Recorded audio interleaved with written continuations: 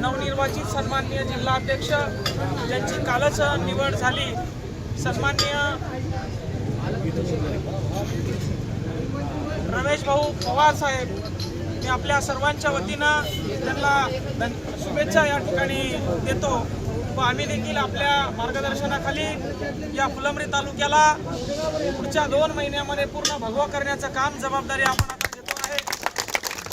आपल्या शिवसेनेचा बाणा धनुष्य आपण या ठिकाणी आता उचललेला आहे। धनुष्य ताणवण्याचं काम या ठिकाणी बापूसाहेब आम्ही करतो। तुम्ही फक्त निशाणा आम्हाला सांगा कुठं मारायचा आहे, तो आम्ही आपल्याला मारून दाखवतो।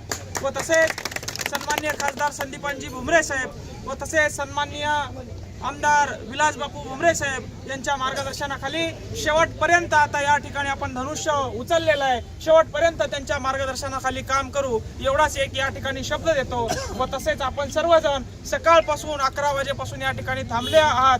बापू अर्धे लोक या ठिकाणी बापूसाहेब निघून गेले, पण बऱ्याच जणांची इच्छा होती की बापूसाहेब येईपर्यंत आपण हलायचं नाही, आपण फॉर्म भरायचं नाही, पण नाविलाजानं वेळेअभावी आम्ही फॉर्म दाखल केला। बापूसाहेब या ठिकाणी आपल्या सोबत आहे, त्यांचा आपल्याला आता आशीर्वाद आहे।